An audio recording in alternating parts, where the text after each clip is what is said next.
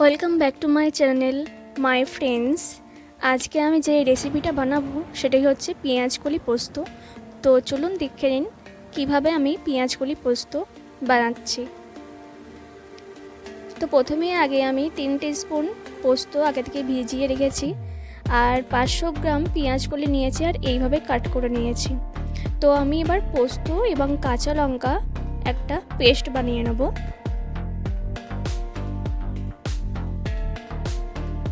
কড়াই গরম হলে সরষের তেল অ্যাড করব এবং হাফ টিস্পুনের মতো কালো জিরা ব্যবহার করব এবং আলুগুলো ফ্রাই করে নেব।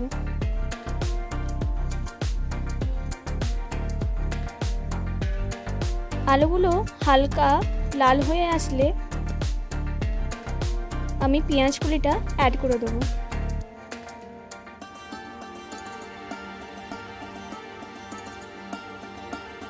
এবার সামান্য নুন দেবো,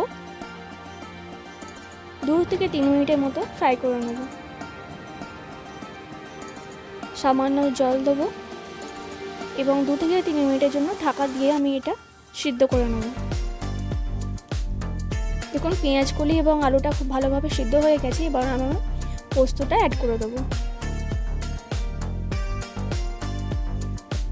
পোস্তটা কিছুক্ষণ ভাজার পরেই আমার রেডি হয়ে গেল পেঁয়াজকলি পোস্ত।